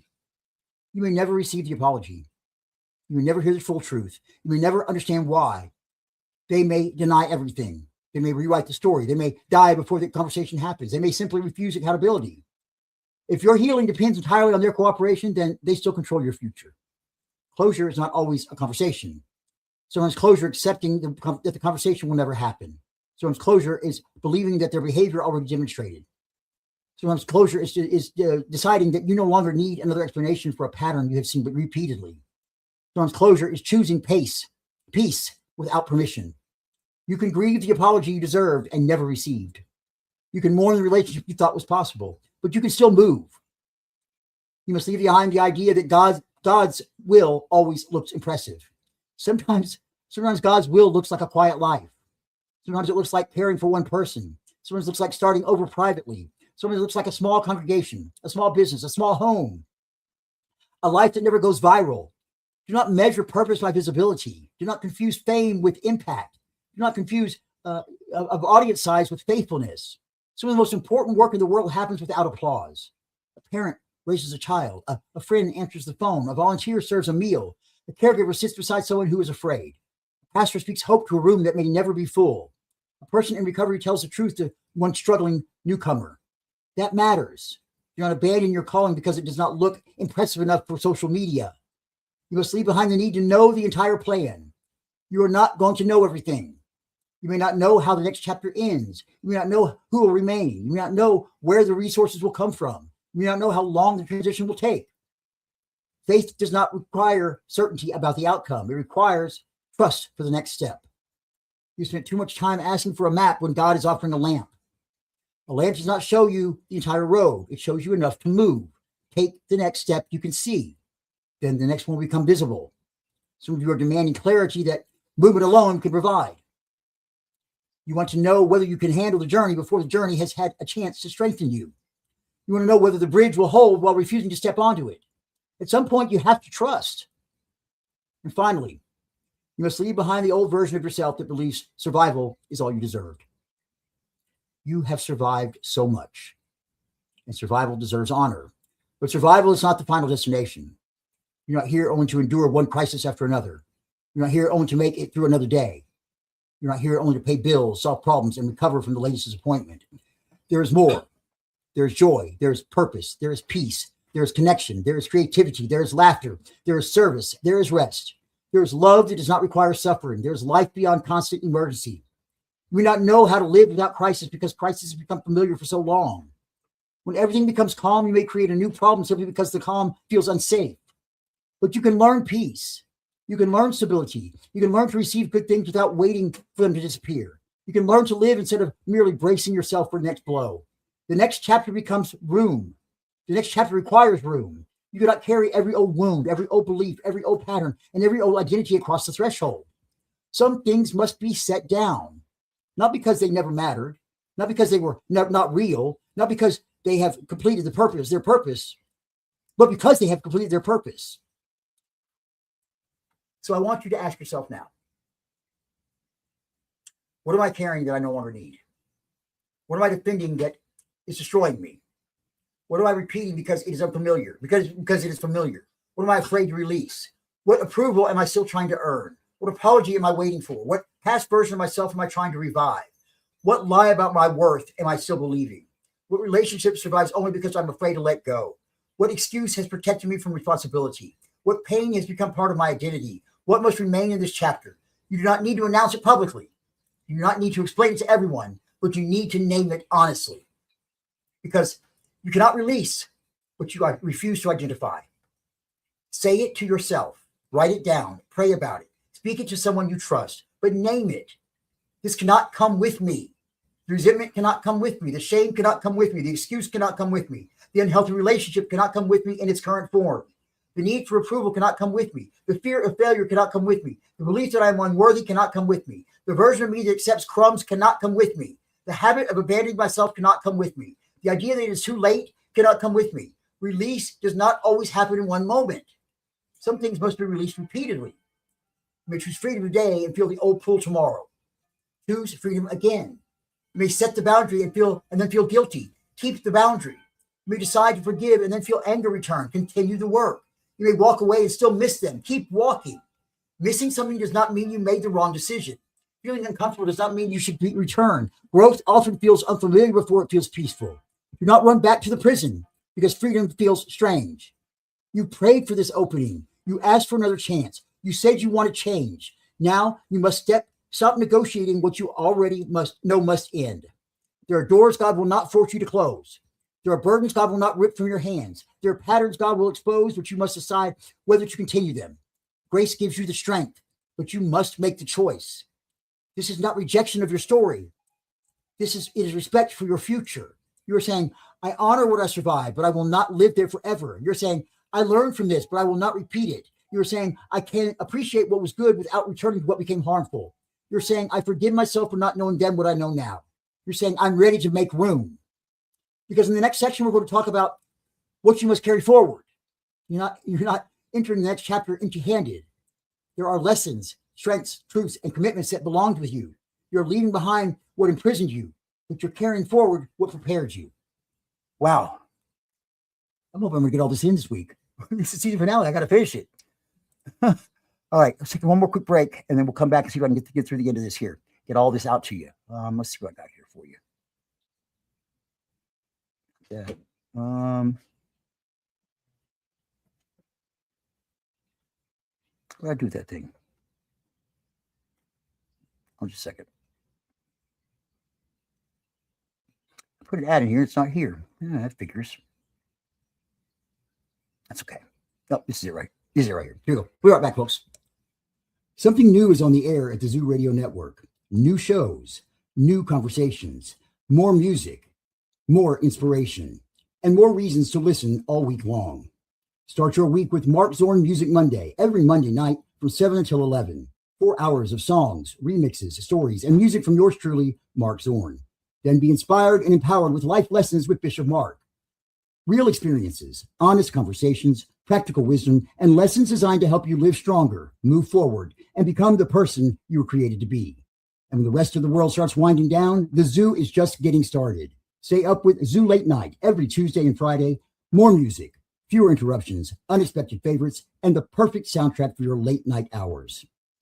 Music, talk, faith, entertainment. It is all here on the Zoo Radio Network.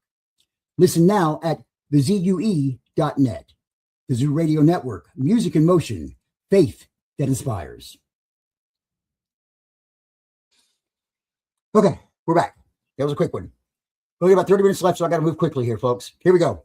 What you must carry forward. I'm out of breath. In fact, I got to do this. This is killing me. I know I had to look nice for the finale today and everything, but it's killing me. You got to go. Okay. Head off. There we go. Whew. You cannot carry everything into the next chapter. That does not mean you can enter it empty-handed. There are things that the season gave you that belong in your future. There are lessons you paid for. There is wisdom that you came through pain. There's strength you discovered only because life demanded it. There are truths you now know that you did not know before. There are prayers that change you even when they did not immediately change your circumstances. There are boundaries you learn to set. There are people who proved they were trustworthy. There are parts of yourself you finally stopped hiding. There's faith that became stronger because it survived questions. You're not beginning again as the same person who began the last chapter. You may feel as though you're starting over, but you're not starting from nothing. You're starting from experience. You're starting from survival. You're starting from wisdom. You're starting from a deeper understanding of yourself. You're starting with proof that you have already made it through things you once believed would destroy you. So now what we have talked about, what must remain behind, let us talk about what must come with you. First thing you must carry forward is the truth about who you are, not who people said you were, not who your mistakes convinced you that you were, not who fear required you to become, not who you pretended to be so that you would be accepted. Who you are now. What do you believe? What matters to you? What values will guide you? What are you no longer willing to betray? You have spent enough time adjusting yourself to fit places that were never designed to hold your truth. The next chapter cannot be built upon self-denial. You cannot create a meaningful life while constantly hiding from it. Carry forward the courage to be honest about your identity, honest about your needs, honest about your limitations, honest about your gifts, honest about your mistakes, honest about your dreams, honest about what hurts, honest about what no longer works. Some people may not understand the truth of who you are. It does not make it less true. Some people may reject you. That rejection may hurt deeply. But rejection for being honest is still less destructive than acceptance that requires you to disappear. Carry forward your full self. Not the polished version, not the public version, not the version designed to make everyone comfortable. The real version, the growing version, the imperfect version, the version God already knows. You must carry forward discernment. Discernment is different from suspicion. Suspicion assumes everyone is dangerous. Discernment pays attention. It notices patterns. It listens to words, but it also watches behavior. It does not ignore discomfort simply because someone offers a pleasant explanation. It does not call every warning sign judgment. It does not allow loneliness to make every person appear safe. You've learned things. Use what you've learned. If somebody repeatedly disrespects boundaries, believe the pattern. If someone only changes when consequences arrive, pay attention. If words and behavior constantly contradict one another, trust the behavior.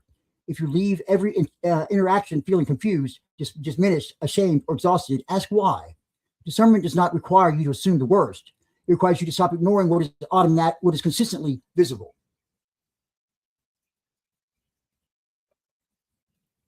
Some of you have called yourselves compassionate when what you were really doing was explaining away repeated harm. You said they had a difficult childhood. That may be true. You said they are under stress. That may be true. You said they do not mean it. That may be true. But explanations are not the same as excuses. Someone's pain may explain their behavior. It does not obligate you to continue receiving the damage. Carry compassion, but carry discernment with it. Compassion without discernment can become self-destruction.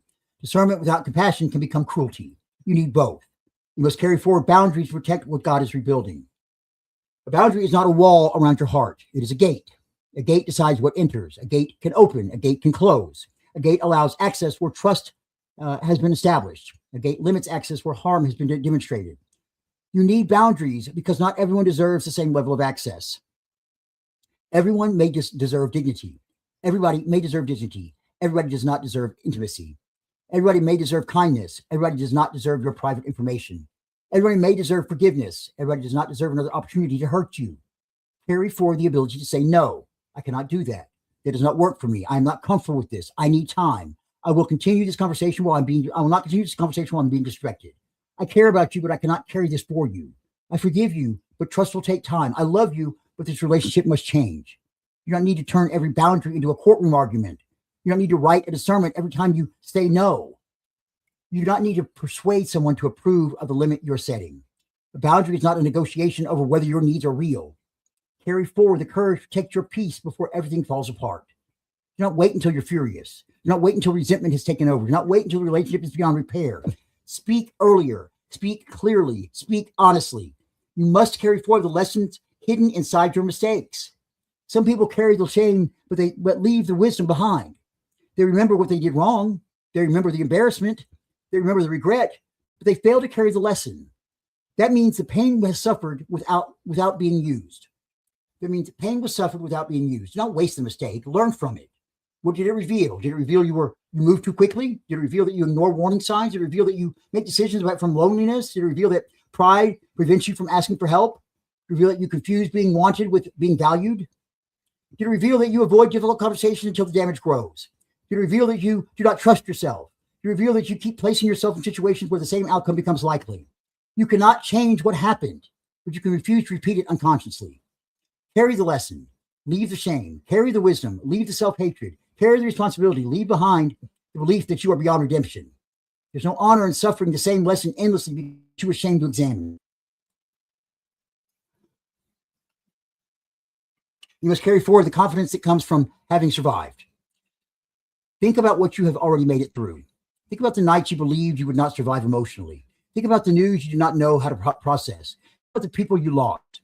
Think about the problem, about the money problems. Think about the health problems. Think about the addiction. Think about the relapse. Think about the grief. Think about the humiliation. Think about the doors that closed. Think about the times you had to start again. You are still there. Do not reduce that to luck. You participated in your survival. You got out of bed. You answered the call. You asked for help. You showed up. You kept breathing. You made another decision. You endured one more day. You may not have done it perfectly. You may have complained. You may have fallen apart. You may have made mistakes along the way, but you kept going, and that matters. Carry forward the evidence that you can survive hard things. When the next challenges come, do not pretend you have never faced difficulty before. Remember, you have been afraid before. You have moved away. You have been uncertain before. You figured out the next step. You've been broken before. You healed enough to continue. You've been lost before. You found direction. Your survival is not proof that you will never struggle again. It's a proof that struggle does not automatically mean defeat. You must carry forward a willingness to ask for help sooner. There's nothing noble about waiting until everything collapses. Some of us were raised to believe that strong people handle everything alone. We were taught that asking for help was weakness. We were taught not to burden anyone. We were taught to smile, to stay quiet, to figure it out, to keep going. And then we wonder why people discover our pain only after it's become a crisis. Carry forward a new understanding of strength. Strength says, I'm not doing well. Strength says, I need support. Strength says, I do not know how to solve this. Strength says, can you sit with me? Strength says, I need treatment. Strength says, I need recovery. Strength says, I cannot be alone tonight. Strength says, I need someone to help me carry this. You do not have to tell everybody everything. Wisdom still matters, but find safe people. Find people who can hear the truth without turning it into gossip. Find people who do not make every conversation about themselves. Find people who will tell you the truth without humiliating you. Find people who can pray with you and also help you take practical action. Find people who will not disappear when your situation becomes inconvenient. And when you find them, let them help. You cannot complain that nobody is there if you refuse to tell anyone that you need them. Carry forward the humility to be supported. You must carry forward consistency. Your life will be transformed by one emotional night, will not be transformed by one emotional night. The program may inspire you. A sermon may change you. A prayer may move you. You may make a strong decision, but the next chapter will be built through consistency. Small actions repeated. Choices made when the emotion has faded. Commitments kept when nobody is watching. You do not become healthy because you made one healthy choice. You become healthier by continuing to make them. You do not rebuild trust with one apology. You rebuild it through consistency, consistent honesty. You do not create financial stability with one good week. You create it through repeated discipline. You do not deepen faith through one powerful prayer. You deepen it by returning to God again and again. You do not become reliable by making promises. You become reliable by keeping them. Consistency is not exciting. That's why many people avoid it. They love beginnings, new plans, new notebooks, new promises, new relationships, new years, new seasons. But they can become bored with repetition. Yet repetition is where transformation lives. The person you become is largely determined by what you repeatedly do. Not what you occasionally intend, not what you emotionally promise, what you repeatedly do. Carry forward the commitment to keep going after the excitement disappears. You must carry forward the courage to begin imperfectly. Do not wait until you feel completely confident. Confidence often comes after action. Do not wait until every detail is resolved. Some details can only be resolved through movement. Do not wait until nobody can criticize you. That day will never come. Trust me. Do not wait until failure is impossible. Anything meaningful carries risk. Begin with what you have. Begin where you are. Begin with learning. Begin while afraid. Begin while the plan is still developing. You can adjust some things that exist. You cannot improve what you refuse to begin. Carry forward the willingness to look inexperienced, the willingness to ask questions, the willingness to make corrections, the willingness to say, I do not know yet. You do not have to appear perfect. You have to remain teachable. You must carry forward faith that can survive uncertainty. Many people have faith, believe faith means certainty. It does not. Faith often exists precisely because certainty is unavailable. Faith says, I do not know, but I will trust. Faith says, I cannot see the outcome, but I will take the next faithful step. Faith says, I have questions, but I'm not abandoning God because I have questions. Faith says, this does not make sense, but I will not assume that confusion means absence. Some of you have been ashamed of your questions. Do not be. A faith that has never been questioned may simply be inherited habit. Questions can deepen faith. Struggle can mature it. Doubt can force you to examine what you truly believe. You do not need to pretend certainty. Carry forward honesty with God. Tell God when you're confused. Tell God when you're angry. Tell God when you're disappointed. Tell God when you're afraid. Prayer is not performance. God does not need a polished version of your pain. God already knows. Bring the truth. You must carry forward gratitude without denial. Gratitude does not mean pretending life is perfect. It does not mean ignoring injustice. It does not mean denying grief. It does not mean forcing yourself to feel happy. Gratitude is the ability to recognize what remains good, even while something hurts. You can grieve and be grateful. You can be disappointed and still notice grace. You can want change and still appreciate what is present. You can acknowledge pain without allowing pain to erase every blessing. Carry forward the practice of noticing. Notice who stayed. Notice what worked. Notice the prayer that was answered differently than you expected. Notice the strength you developed. Notice the meal, the call, the place to sleep, the moment of peace, the person who made you laugh, the opportunity that seemed small but mattered. Gratitude does not remove difficulty. It prevents difficulty from becoming the only thing you see. You must carry forward compassion for the person you used to be. You know more now. That makes it easy to judge the version of you who did not know. You look back and say, how could I have stayed? How could I have believed that? How could I have made that choice? How could I have ignored the signs? But the person you were then did not have the wisdom you have now. They were making decisions with tools unavailable at the time. Maybe they were scared. Maybe they were lonely. Maybe they were addicted. Maybe they were trying to survive. Maybe they had never experienced healthy love. Maybe they were repeating what they had been taught. This does not excuse harm, but it creates understanding. You cannot heal yourself by bullying your past self. Carry forward compassion. Speak to the person you were the way you would speak to someone else who had survived the same thing. Say, you deserve better. You were doing what you knew. You made mistakes. You caused harm, but you are allowed to learn. You're allowed to make amends. You're allowed to become different. Self-compassion is not self-indulgence. It creates enough safety for honesty. When you hate yourself, you hide. When you understand yourself, you can confront what needs to be changed. You must carry forward accountability. Compassion without accountability becomes excuse-making. You are not responsible for everything that happened to you, but you are responsible for what you do with it now. You're responsible for the way your wounds affect other people. You're responsible for seeking help. You're responsible for the choices you make when you're no better. You're responsible for apologizing when you cause harm. You're responsible for changing behavior, not just explaining it. Carry forward the ability to say, I was wrong. Not, I'm sorry you felt that way. Not, I only did it because you. Not every mistake, everybody makes mistakes. Say, I was wrong. I hurt you. I understand why trust was damaged. I will not demand immediate forgiveness. I'm going to show change through what I do next. Accountability does not reduce you. It matures you. People who cannot admit fault cannot grow. People who blame everyone else remain trapped. Carry forward the courage to examine yourself without destroying yourself. You must carry forward joy, not shallow happiness, not pretending joy. The kind of joy that survives difficulty, the kind of joy that says life still contains beauty. Some of you have felt guilty for enjoying anything because someone else is suffering. You feel guilty laughing while grieving. You feel guilty resting while work remains. You feel guilty celebrating progress because you are not yet where you want to be. But joy is not betrayal. You can miss someone and still laugh. You can be healing and still celebrate. You can be concerned about the world and still enjoy the people you love. You can have unfinished problems and still experience a good day. Do not postpone all joy until life is perfect. You will wait forever. Carry forward permission to live now. Eat the meal. Play the music, take the walk, celebrate the small victory. Spend time with people who make your soul lighter. Create something, dance badly, laugh loudly, rest without earning it through exhaustion. Joy is not a denial of suffering. Sometimes joy is resistance. It is a declaration that pain will not consume every part of you. You must carry forward a commitment to love in action. This ministry is built on love, but love cannot remain a slogan. Carry it into the next chapter through what you do. Check on somebody, feed somebody, encourage somebody, forgive where forgiveness is possible. Set a boundary where love requires truth. Welcome the person others ignore. Listen before you advise. Offer dignity. Refuse cruelty. Speak against injustice. Do not use religion as a weapon. Do not reduce people to their worst moment. Do not demand that everyone become like you before you decide they deserve compassion. Carry forward the understanding that love can be gentle and still be strong. Love can say yes. Love can say no. Love can embrace. Love can confront. Love can forgive. Love can leave. Love can stay. Love can tell the truth. Love is not always comfortable, but love should never require dehumanization.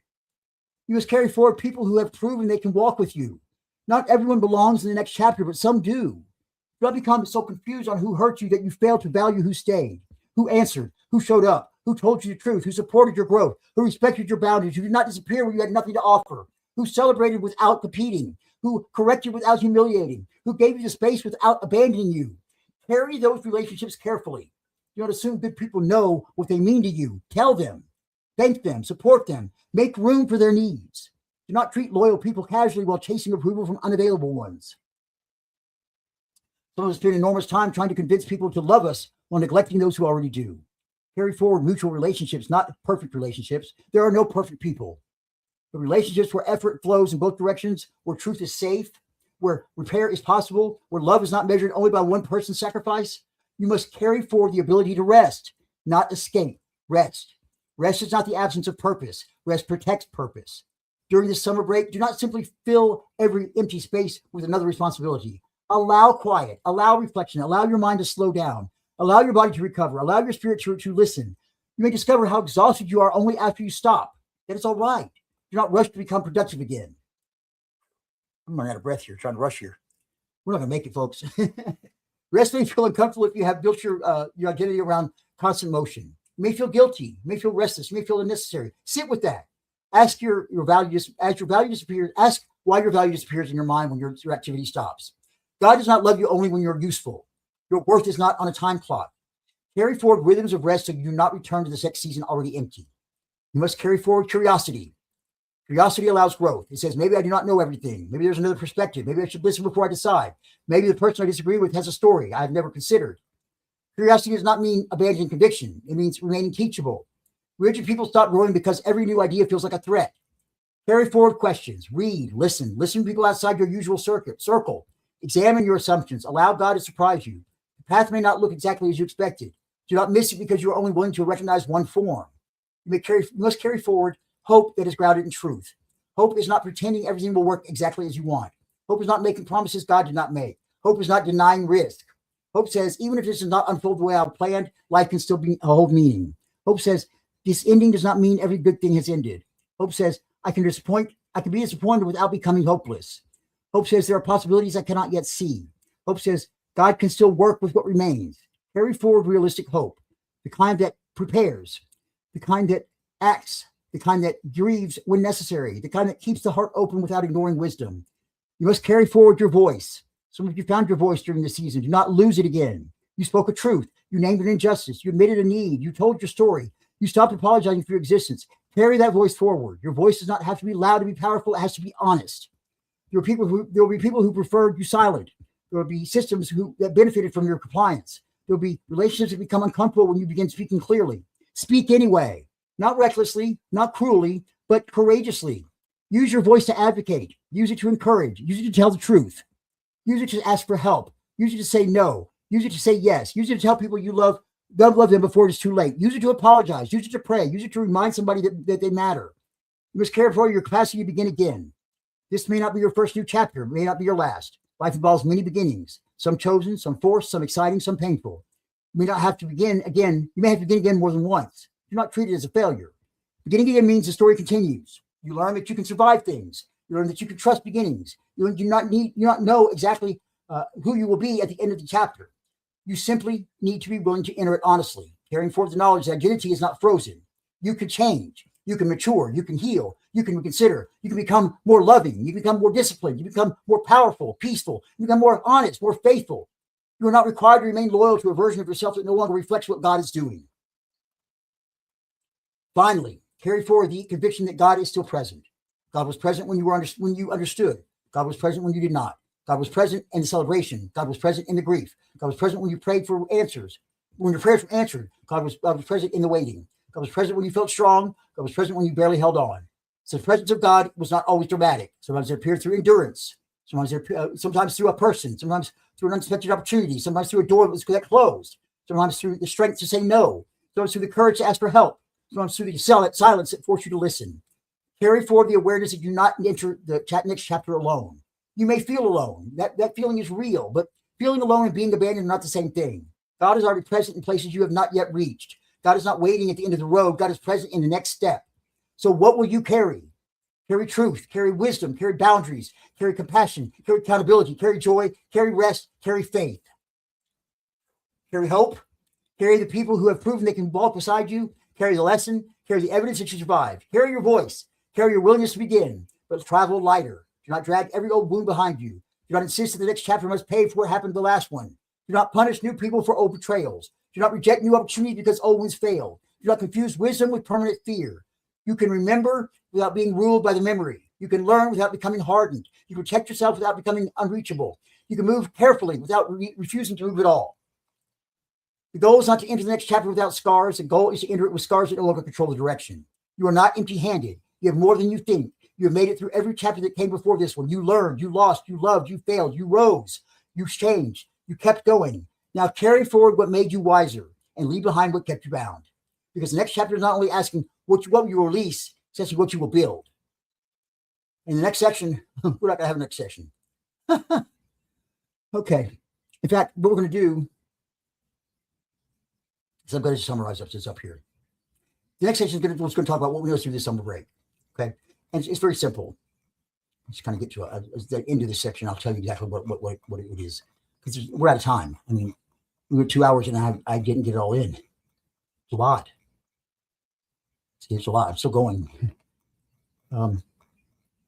Basically, what we're trying to do here, folks, is you want to take what was useful into the next chapter of your life, next chapter here, and leave the rest behind. Wow, there's a lot on this section. I didn't try that. It's been like 5 hours worth of work here.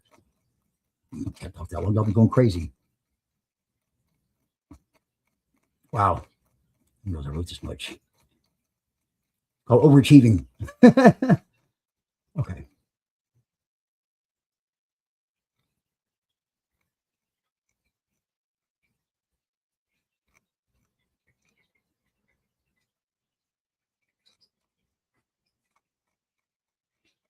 The next section is about doing. Just get up and do it. Just take what you learn and do it. Wow. You know what? Here's what we're going to do.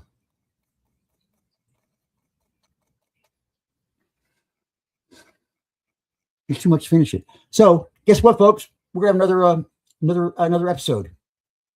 There's an executive meeting here, an executive special episode. Next Wednesday at 5:30 p.m., we will have Your Path Live, the final episode of the season. Sorry. I mean, it's just we're out of time. And I'm not going to be able to finish it. And there's a lot left that I want to get to you. And this is important. So we'll be back after the 4th of July weekend here. And we'll come back next Wednesday and we'll just finish this up. If I can finish it in an hour, it might take 2 hours then too. In fact, it probably will. Let me continue this here. Yeah, it will take 2 hours. So next Wednesday, we'll have another 2-hour special. The real season finale of Your Path Live is marked for the season. Lord have mercy. 1 second, we're almost there.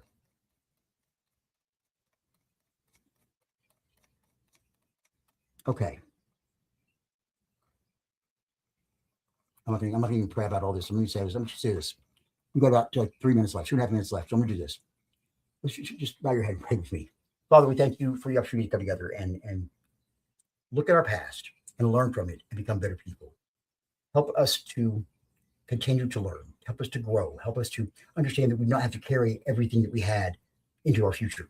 Sometimes things need to be left behind. We cannot keep grasping for new things while holding on to the other things so tightly.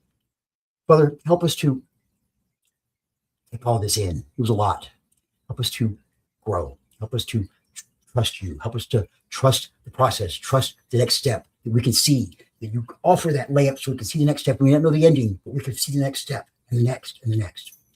Father, bring us back next week to finish this out for a special episode of Your Path Live with Bishop Mark, the final episode of the season. Father, we ask all this in Christ's name. Amen. Okay, folks, look, yeah. It would take another hour and a half probably to finish what I want to finish here.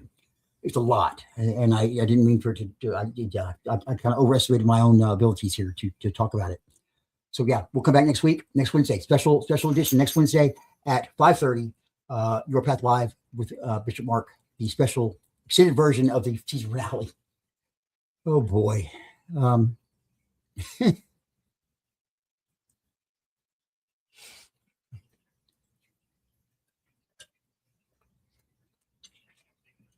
Sometimes you got to go with it. Sometimes plans are not always set in stone. So, folks, I'll say this. Until next week, next Wednesday, for Your Path Live with Bishop Mark, this was the season finale, but the season finale is going to be continued next week. So we'll see you next week at 5:30 p.m. right here where you're watching or listening right now for Your Path Live with Bishop Mark. Until then, folks, I say good night. Have a very, very safe 4th of July. You can really see me. Have a very, very safe 4th of July. And very, very happy weekend, very good week, and we'll see you next Wednesday. Start thinking about what we talked about today. If you need to rewatch it, rewatch it. Bye-bye, folks.